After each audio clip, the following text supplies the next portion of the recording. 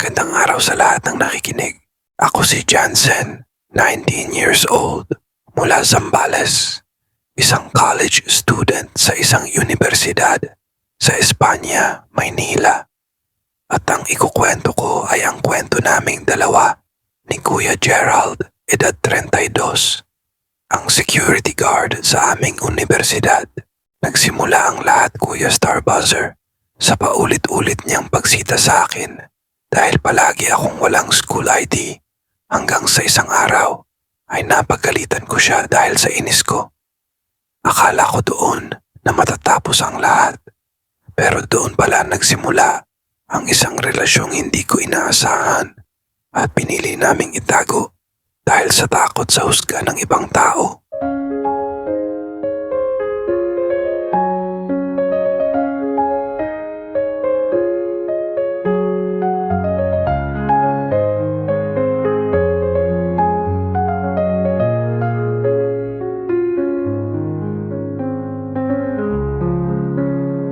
Nagsimula ang lahat sa simpleng inis na araw-araw kong nararamdaman tuwing pumapasok ako sa universidad.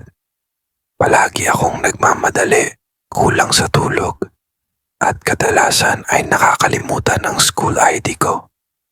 At sa tuwing mangyayari iyon, iisa lang ang taong humaharang sa akin sa gate. Si Kuya Gerald. "Sir, ID po." Paulit-ulit niyang sinasabi sa kalmadong tono. Pero sa isip ko noon ay parang pinapahiya niya ako sa harap ng ibang estudyante. Isang umaga, pagod na pagod ako at sabay-sabay ang aking iniisip.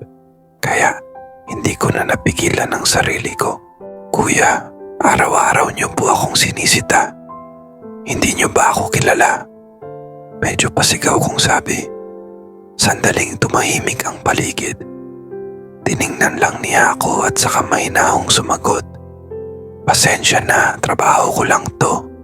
Kung hindi kita sisitahin, ay ako naman ang mapapagalitan." Wala siyang galit sa boses at doon ako natahimik. Pero dahil sa hiya, ay pumasok na lang ako nang hindi na nagsalita. Inakala kong magiging awkward ang mga susunod na araw. Pero hindi siya nagbago. Tuwing makakalimutan ko ang aking ID, ay eto lang ang kanyang sinasabi. "Sa susunod ha, huwag mo nang kalimutan." Sabay ngiti na parang wala lang ang nangyari. Unti-unti, napansin ko kung paano siya makitungo sa ibang tao. Minsang may estudyanteng umiiyak sa gate dahil late na. At siya pa ang nagsabing, "Sige, pasok ka na. Ingat ka na lang sa susunod." Mga bagay na unti-unti kong nagugustuhan sa kanya. At hindi lang yon, napansin ko din na napakakisig pala nito. Mukhang nasa 5'10", mga matang malalim kung tumingin. At ang kanyang kutis na lalaking lalaki ang dating. Mga pisikal na katangian na bet ng mga vaklushi kagaya ko.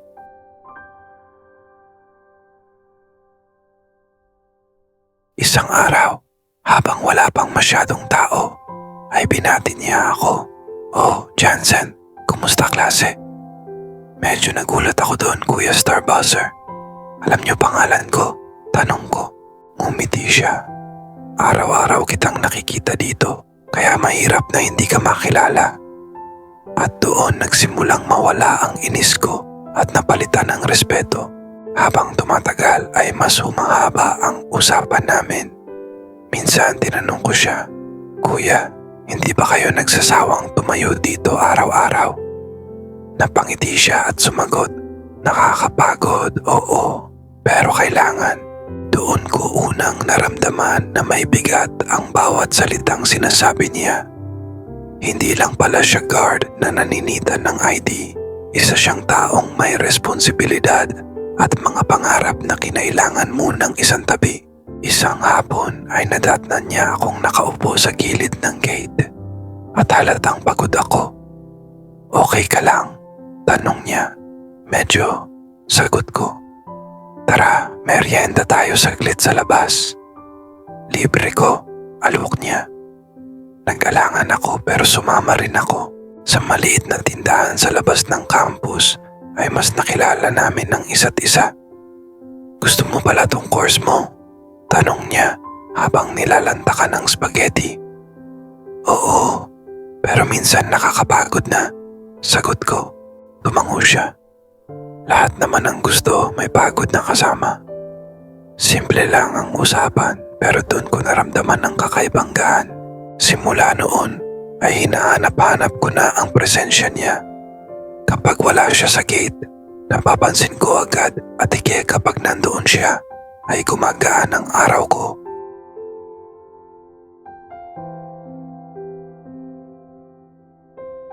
Habang tumatagal ay mas nagiging malinaw na may nararamdaman na kami sa isa't isa kahit pareho naming iniiwasan.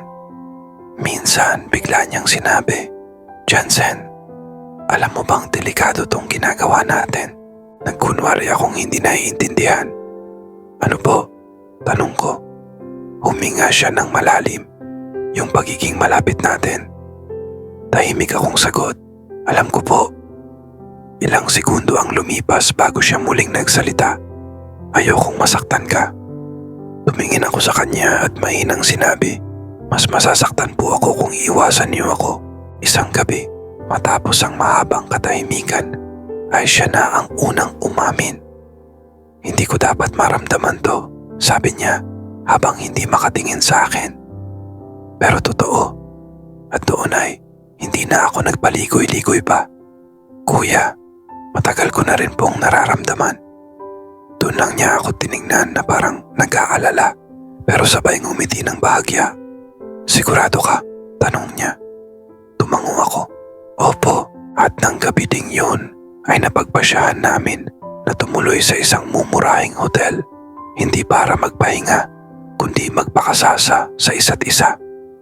Doon sa maliit na kwartong iyon ay pinasaya niya ako ng paulit-ulit. Isang bagay na lalo kong nagustuhan sa kanya ay ang pagiging marahas niya habang ginujugjug ako. Yung tipong mabangis na hayop ang dating sa kasagsagan ng bagyo. Ngunit tratratuhin kang parang prinsesa pagkatapos kaniyang gamitin ng paulit-ulit. Doon ko din napagtanto na hindi lang may itsura itong si Kuya Gerald. May kalakihan at katabaan din pala ang tinatago nitong ratbo ng isang security guard na kay sarap tignan. Pagkatapos ng gabing iyon ay pinili naming maging maingat. Tahimik lang at gawing sikreto ang lahat. Paalala niya, ayokong mapahamak ka. Ako rin po, sagot ko. Walang engrandeng simula, walang pangakong malaki. Pero malinaw ang pag-unawa namin sa isa't isa. Mga ngiting palihim sa gate, maikling usapan, at mga sandaling sapat na ang magkasabay lang kaming tahimik. Habang papalapit ang graduation ko, ay mas naiintindihan ko na hindi pala lahat ng kwento ng pag-ibig ay nagsisimula sa tamang panahon o tamang sitwasyon. Minsan, nagsisimula ito sa isang sermon, sa isang ID na nakalimutan, at sa isang taong akala mo ay sagabal lang sa araw mo. Pero siya pala ang magiging dahilan kung bakit matututo kang umunawa at magmahal ng mas totoo. Sa huli, pinili naming iwasan ang isa't isa. Hindi dahil duwag kami, kundi dahil may katotohanan kailangan kong tanggapin. Si Kuya Gerald ay may asawa at anak, isang pamilyang inuuwian niya araw-araw, isang responsibilidad na mas nauna kaysa sa anumang naramdaman namin. Hindi niya ito itinanggi at hindi rin niya ako nilinlang. Sa halip, sinabi niya sa akin ang totoo ng buong tapang kahit alam niyang masasaktan ako. Doon ko naintindihan na may mga pagmamahal na hindi pwedeng ipaglaban, hindi dahil mali ang nararamdaman, kundi dahil may mga taong maaaring masaktan kapag ipinilit pa. Kaya pinili naming tapusin ito ng tahimik, walang gulo, walang sisihan, at walang kailangang makaalam.